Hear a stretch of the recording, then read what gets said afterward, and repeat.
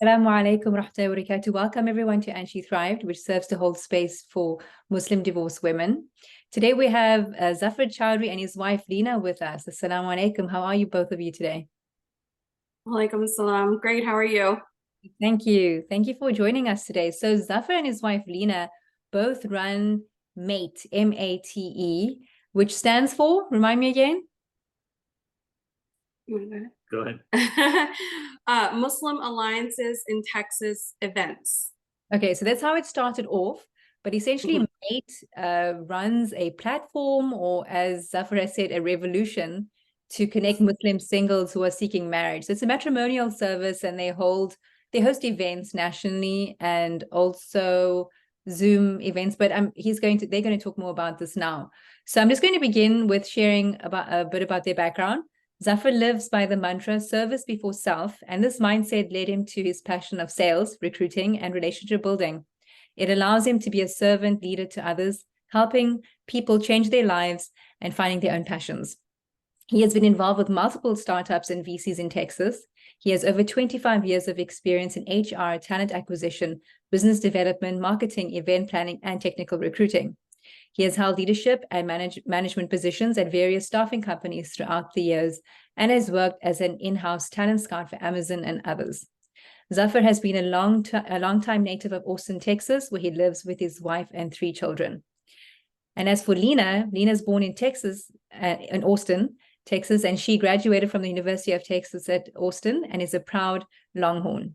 She is a mother of 3, a writer, an artist, and a creative person. She's a deep thinker, a fan of fiction, especially fantasy and sci-fi.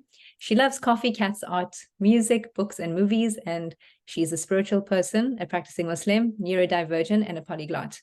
She's the co-founder of MATE, along with her husband, Zafar. Okay, marhaban, welcome, both of you. Thank you. Yes, so are you able to tell our community about MATE? Like, how did it start? How has it evolved? Absolutely. Would you like me to go? Yeah. Okay. So the idea for MATE came from my wife. Lina came up with the acronym, the name, the logo, the design. A lot of the kids in our youth group at the time, I was a MINA youth group counselor for some 20 plus years. A lot of them, middle school, high school kids, had gone to MSA. They had aged out of MINA. They had aged out of MSA. And in their 20s and 30s, they were coming to us and saying, we're not having a good experience on the dating platform. There aren't enough safe spaces for singles to meet one another in a fun halal environment. They weren't having a good experience at the once a year annual ISNA ICNA matrimonial events. So they knew about my experience organizing events throughout Texas. And so they came to us with this idea, like, could we do something about it? So Lina and I brainstormed, and that's where MATE was born, that we wanted to provide a safe platform for these kids who are in the millennial Gen Z kids who are in their 20s and 30s struggling to find a life partner. But we also felt uniquely qualified because Lina and I have had our own struggles in our marriage. We've been married, alhamdulillah, for 22 years, but we've had our ups and downs. We've had our good days and bad days. And whatever we've learned from our experiences, we wanted to bring some of that experience to these young kids as well, because they're very young. They're very impressionable. A lot of this generation, they have a different mindset when it comes to marriage. And so we wanted to give them resources. So MATE was born not just as an event planning thing, but we also wanted to provide them with virtual resources, counselors, therapists, life coaches that would give them prep sessions to make sure that they were ready for marriage, not just rushing into marriage. We weren't just invested in seeing people get married. We wanted to give them the tools and the resources to make sure that these marriages lasted and they stayed strong. And that's how MATE was born. Do you want to add anything to that? Yeah, I would say, just as Zafar mentioned, he often put together events for our community, our local community. From, as he mentioned, he was a youth group leader. So he did a lot of youth events, but he also organized things like the Eid carnivals at our local masajid. And they were the more popular ones because he brought in, the rides and things like that. And prior to that, we hadn't really had much of a fun atmosphere for the younger people at the masjids. And so Zafar brought that fun element, kind of made it cool to come to the masjid and hang out and do youth group activities and things like that. And then beyond that, because of his recruiting job, he met a lot of different people, and oftentimes between the mixture of the Muslim community and his work community, and a lot of times there was a blending, the topic would come up, hey, by the way, I have so-and-so who's looking to get married. Can you keep an eye out, or let me know if you know anybody? You know how our community kind of works on that word of mouth referral system. And so I joked around with him one day too, and I was like, hey, you put together events, you could make a killing if you ran like a wedding planning business or something like that. You already like planning events, and people are coming to you organically with these requests, and you should do something about it. And we kind of chuckled it off and sat on it for a while. And then he was like, you know what, I think I'm going to do this. And I thought he was joking at first, but he did. I guess the first event was 2014 that he put together. And I was pleasantly surprised how well it went. And, we had a lot of good feedback from it. I didn't personally attend at the time due to being with the kids and stuff. And but he went, and he said he got a lot of good feedback, a lot of suggestions for what to do next time. And then that has just kept growing and growing faster than we can keep up almost, which says a lot to, the current status of things in terms of people looking to get married. I would say a lot of people I know personally, I would say maybe 50% have gotten married, and of those, maybe 50% or higher have been divorced and maybe onto their second marriages, and so on. And it's just, we're not seeing those same patterns that we saw in our parents' generation, for better or for worse, right? There's pros and cons, but what we're hoping to do is, provide the resources for people to meet and make good connections, and then inshallah, hopefully stay together for a lifetime. Inshallah. Okay, great. Would you like to tell us more about how you have these extra sessions that offer support to people who are seeking to get married? Because we know that marriage isn't a solution to everyone's problems. And so it's really great that you offer these resources that enable people to become more self-aware and to fix the unresolved baggage before entering into a new relationship. If you could share with us about that. Absolutely, Sumaya. So we're very mindful of the fact that we're not just providing a venue, a safe space for singles to meet one another, but we want to make sure these are quality singles, marriage-minded singles. The dating apps that are out there, Muslim and non-Muslim dating apps, they'll say they have 5, 10, 50 million members, but there's no level of vetting. There's no level of screening. Anyone can go in, even married people, married men and women get into these dating groups and do inappropriate things. So what we've tried to do is be very, very vigilant and careful about who we let in. For every one person we let in, there's 10 people we don't let in, and we check their LinkedIn status. If they say that they're a software engineer working at Apple, I'd like to see that on their LinkedIn, on their social media profile, on their background. I verify that. If they say they're in Austin, Texas, let me look at your TikTok, your Instagram, your social, to make sure that you are actually in Austin, Texas, not Karachi, Pakistan, or someplace else. So we're very careful. We don't have a ton of members. We have several thousand, but these are quality singles, marriage-minded singles. That's one thing that we do different. These resources that we provide, we have life coaches, Sister Zara and Brother James, Sister Lama.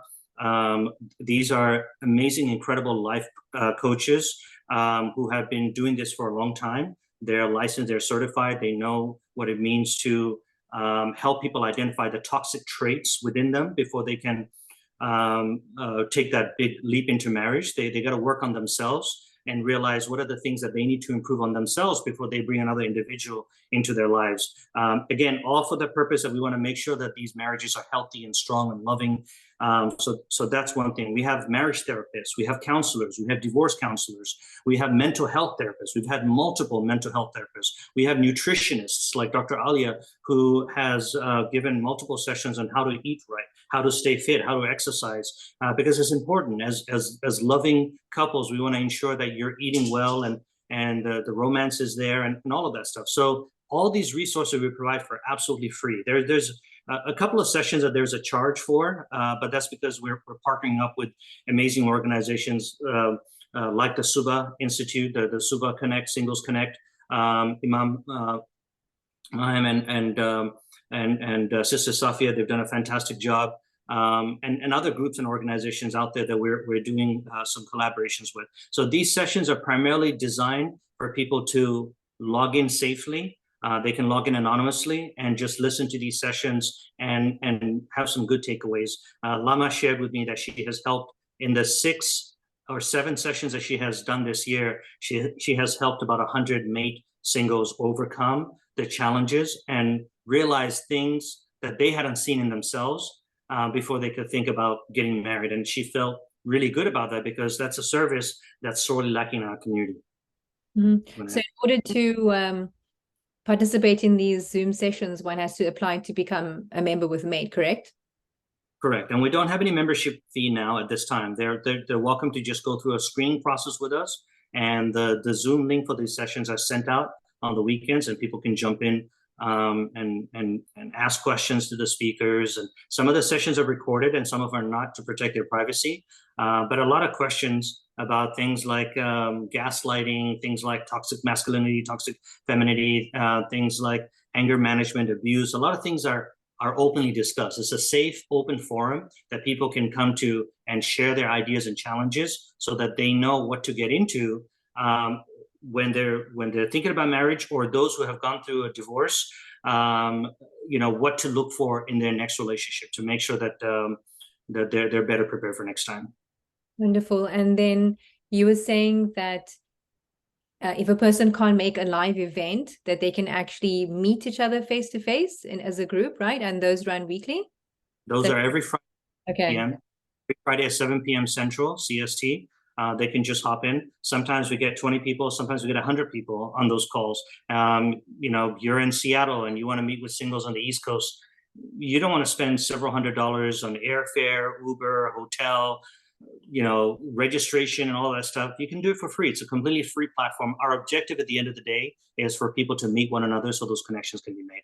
Mm-hmm. Okay, great. So I guess my question now is that what advice would you give to singles? I guess that most of our audience are probably women. So how do they navigate the whole process of getting to know someone? What do they watch out for? Yeah.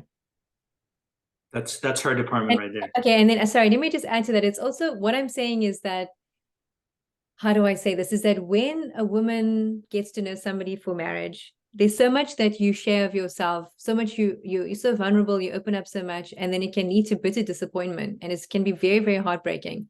And we see this over and over again. So what is the wisdom in what is the right way to balance sharing enough of yourself so that you are able to get to know someone in an authentic way, but at the same time also protecting your heart?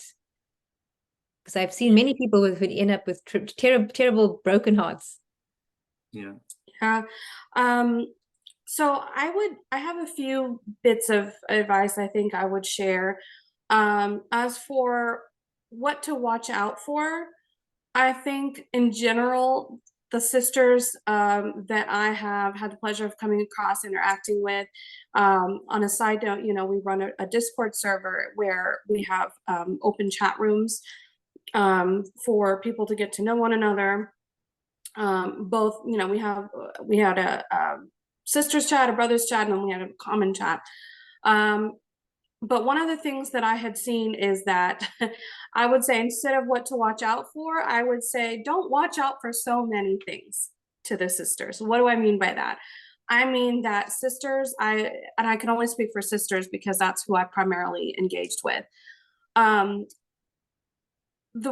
ladies have gotten so particular about what they're looking for, and everything is a red flag now. So anything they don't like, whether it be a pet peeve, whether it just be a personality dislike, whether it's, something silly that they don't like, or, oh, they don't like how they posed for this picture, or how they smiled, or what they said in this initial conversation, everything has become a red flag.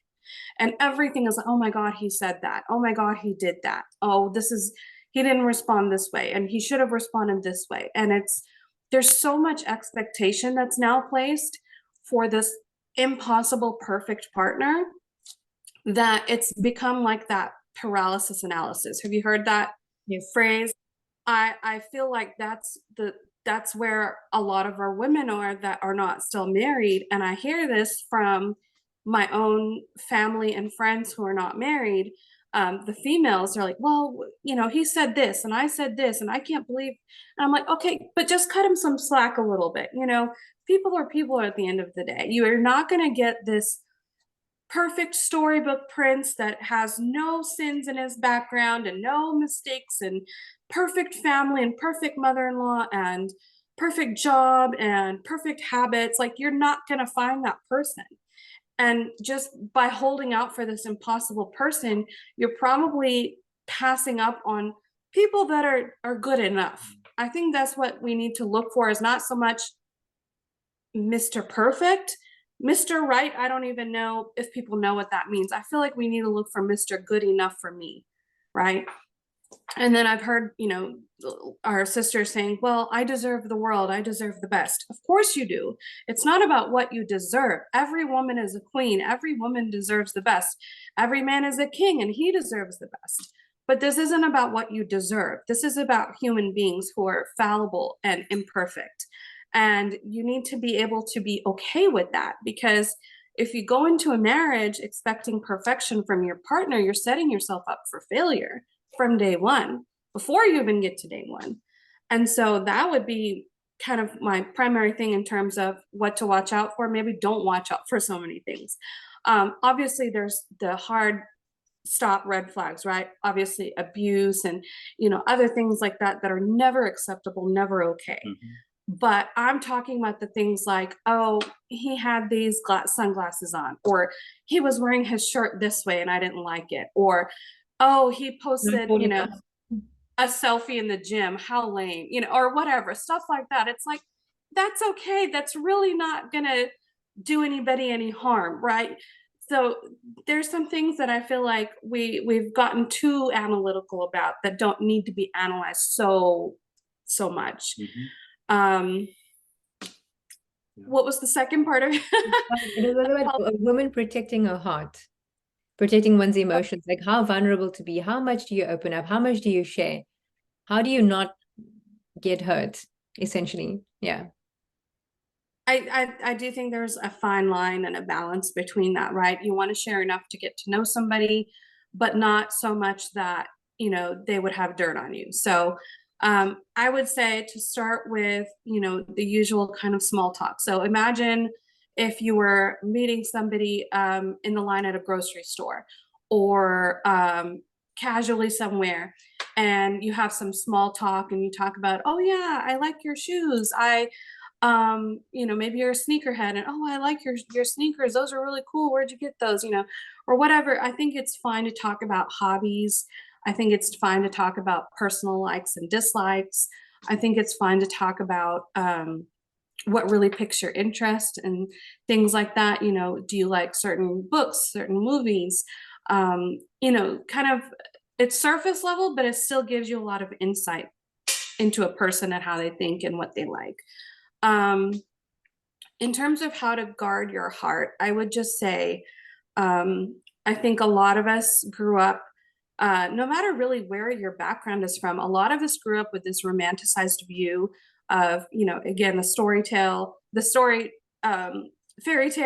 kind of prince charming, and, you know, everybody finds their one soulmate, and then you get to this happily ever after. And then so you come to a point where you start, every gentleman that you meet, you're like, oh, is this the one? And you start imagining your future together, and you start imagining your babies, and by the time you've finished your coffee, you've just run away and eloped already. Like, I think that's where we need to be a little bit more shielded and a little bit more guarded. You know, don't just be ready to give your heart away just to anybody. You should be a little bit cautious in terms of that, in terms of feelings. And I tell my sisters this advice is that you should play the field a little bit, because another thing I see is that sisters, as soon as they start talking to one guy, they don't talk to anybody else.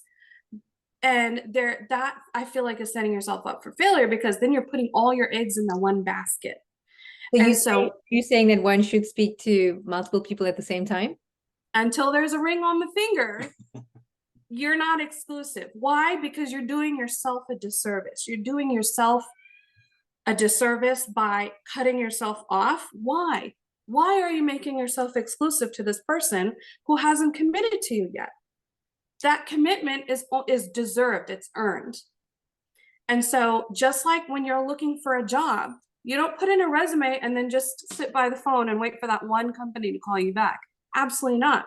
You cast your net wide and far, put your resume out. You're doing the same thing here. Except it's the biodata or the CV or whatever you want to call it, your profile. You're putting it out and seeing what fish that you catch. And that's another reason why you want to keep it at a surface level conversation. So you're not revealing too much personal information about yourself, but just enough to see, hey, is there a connection? Could I have a conversation with this person? Because that's really where it starts. Can I shoot the breeze with this person? Are they, able to maintain a conversation? Are they showing any interest in me? If not, on to the next. But if you're just waiting on this one person and they don't know how to communicate, then you're just, oh, I tried, this one person and it didn't pan out. Maybe they just didn't like me. Maybe I'm not good enough. No, it's not that.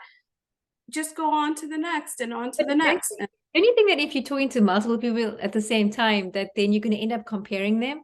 Like it's almost like looking through a catalog, like, he's got this, he's falling short here. Which one should I pick? That it almost like you don't really like give each person their right, like that they are deserving of. What do you think? I think, when it comes down to it, I think there is a little bit of that comparison, but we're doing that anyways. So when you're looking at, all the online profiles, you're already automatically comparing. So comparing isn't a bad thing necessarily, because at the end of the day, you will have to compare maybe somebody that your mother or aunt is bringing you versus somebody you found online, or you still even have to compare to your own ideals a little bit. Does this person match kind of what I'm looking for? Do they match enough of what I'm looking for? Again, you shouldn't match 100%. You're not going to find 100%. If you do, you're very lucky, and you probably have very reasonable ideals. But you should look for, there's a comparison, and there should be a comparison to maybe your expectation, if that makes sense. Yeah, I got you. Yeah, I mean, in my personal opinion, I would say that if one's going to be not comparing, but say talking to multiple people, to jump right into the fundamental big picture things, like where do you see yourself in 15 years? What are your morals and values? What are your ethics? What are your goals? What is your spiritual outlook? Like foundational things to kind of like, otherwise I personally think that it's kind of exhausting to make like small talk with multiple people where you're not getting to the meat of things, when the person, for example, might be very attractive, right? And so you might want to keep talking to the person because he's really good looking, but maybe if you go a bit deeper, fundamentally your outlooks are quite different, and you can just weed out, that. What do you think, Zafar? You're going to say something? Yes, I was just going to add to what you and Lena just mentioned. So we know that guys fall in love with their eyes and women fall in love with their hearts. So they're a little bit more careful when it comes to assessing someone. But the one solid advice that I've been giving for the last 10 years is pick up the phone and call the individual. If you're constantly messaging them back and forth through text messages, WhatsApp, through the dating apps, and it's been going on for months, and you haven't had those serious conversations, where do you see this relationship going?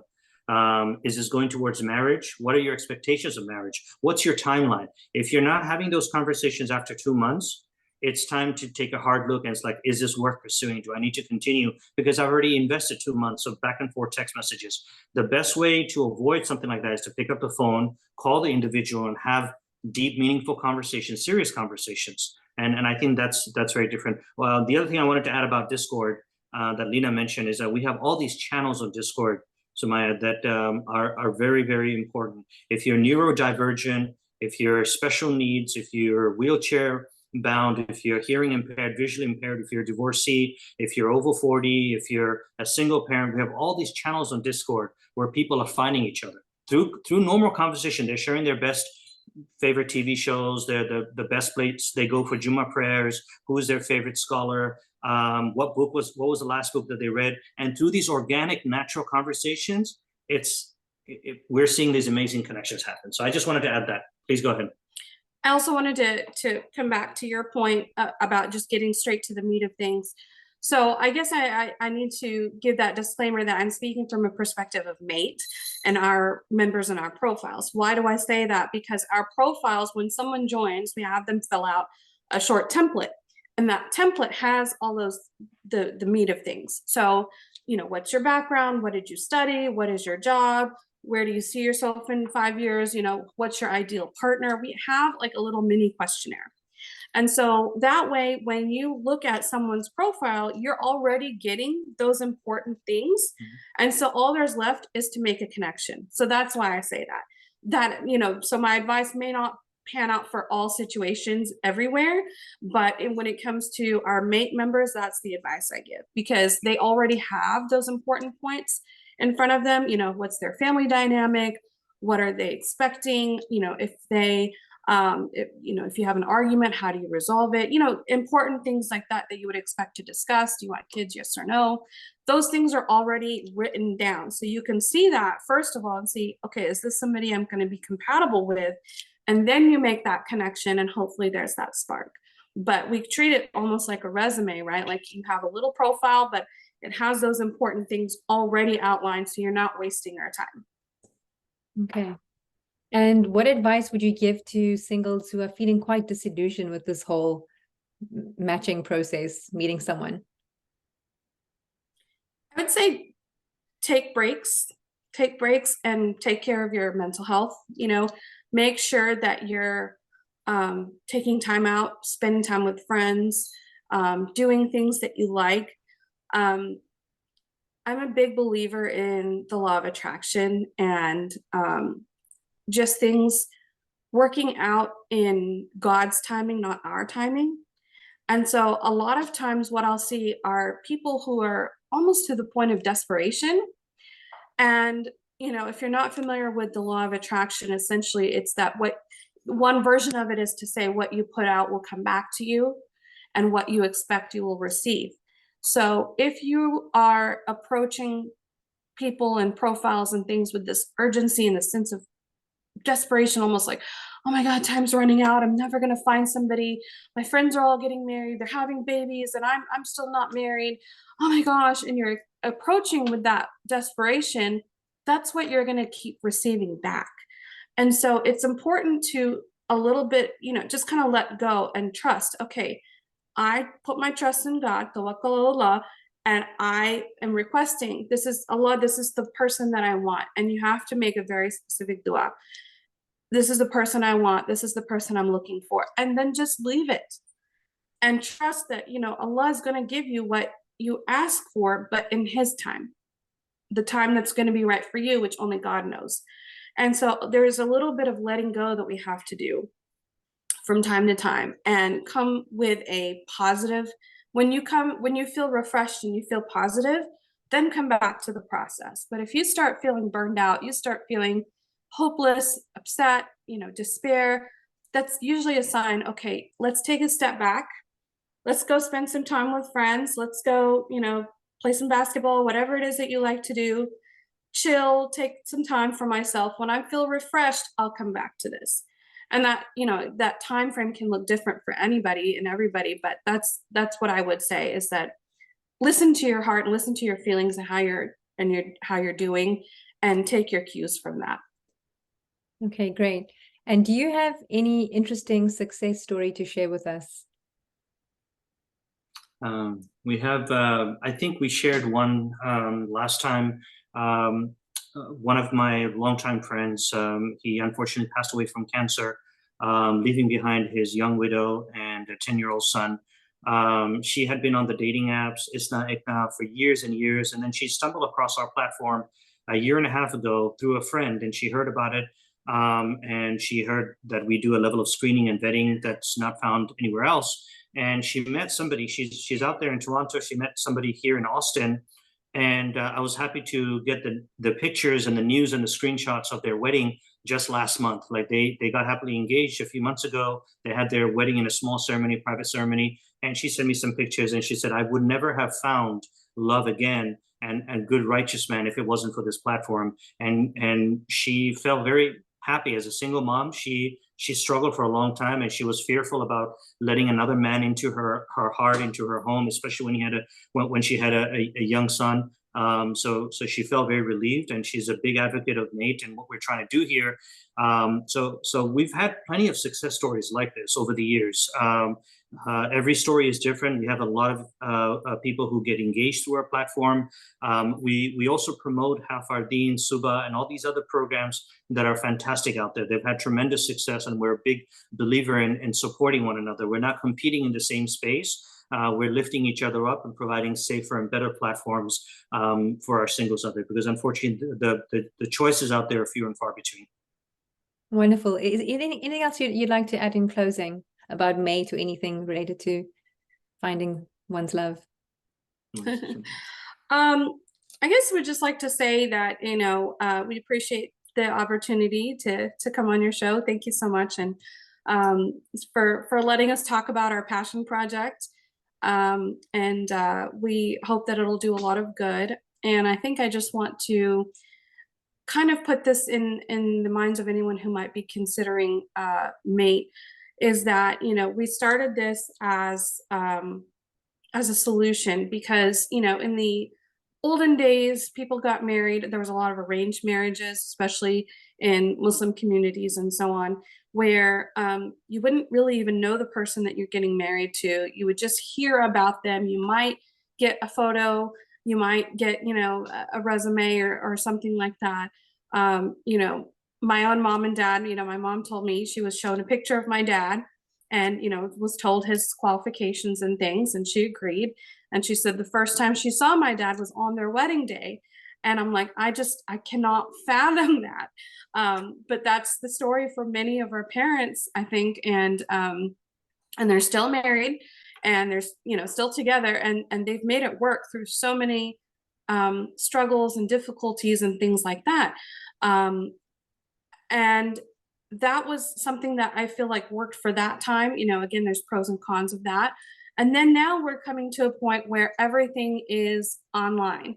And before you get to even know a person, all their stuff is listed there. And you can see, you know, what their dog looks like, what their cat looks like, you know, where did they work for the last 10 years, you know, all this information, where did they party, you know, all of this, who their friends are. And then now we don't have the opportunity to make that organic connection. So we're trying to do something where it's like, you know, a best of both worlds, where you can see a little bit about the person beforehand to kind of weed out the people that you wouldn't want to meet anyways, and then make kind of like educated steps, or take educated approach to meeting people. And once you see, okay, I might be interested in this person, hey, I see that they're going to this event in Houston, I'm going to sign up. And then you get to meet people face to face in a public platform. They've already been vetted. You've already gotten a chance to see their profile online. So then, you know, okay, I'm kind of interested in these 3 people. I want to talk to these 3 people. And then you get to go to the event, look nice. You're, you know, you're already going in prepared. So for us introverts that don't like to just be surprised with something, it gives us time to mentally prepare for things. And then you go and then you meet these people. And as he mentioned, you know, we've had a lot of success with that. You know, not everybody walks away with their perfect person or whatever, but, you know, we've had a lot of people that are like, you know what, I, for the first time, at least have some hope that I will meet someone, because I had a few good conversations today. Beyond that, you know, we also have a lot of people saying, I haven't met my person yet, but you know what, I've made some friends already. And that's been great, because, you know, we know it's hard as adults to make friends. So, you know, that's something that we're a side benefit that we see quite often happening. But yeah, I just want to say that, you know, our goal is to get people to meet face to face again, without, you know, attaching so much weight and criticism. But at the same time, not meeting as total strangers, that you get to know a little bit about the person that you're about to meet. So we hope that, you know, our mission and our vision, you know, starts a movement, starts a revolution of a bit, so that people don't become so disillusioned. They have that hope again, and inshallah, the process we find works, and and we invite, everyone to come join and see for Inshallah. themselves. Inshallah. There's an African saying, Sumaya, that says that you can scream at the darkness or you can hold a candle up to the darkness. What is it that you want to do? You can complain about the broken Rishta process and the challenges that we're going through right now, or you can roll up your sleeves and do something about it. So Lena and I, with the help of an amazing, incredible team, Melissa, Sherry, Esma, now Jenny and Mike, and all these folks have come on board. We decided to fix it. We decided to do something about it, roll up our sleeves and like, okay, the big organizations aren't taking on this challenge. Nobody really wants to step up to the plate and take this on a national and international scale. Let's do something about it. So we partnered up with amazing, incredible organizations like Hafardeen, like Suba, like all these other groups that are out there, because we want to fix this big societal problem. One advice that I would share with the brothers is that just for the brothers, I'd like for them to keep in mind that our grandmother's generation and our mother's generation, even though many of the women in our lives were highly educated, it was very much still a man's world, and it was very much tough for our grandmothers and our mothers to make it out there. And so they stayed in their marriage, they stayed together for different circumstances. Today's sisters, today's women are very empowered. They're highly educated, high income sisters. They've already bought their homes. They've already bought their cars. They've already got their corner offices and corporate titles.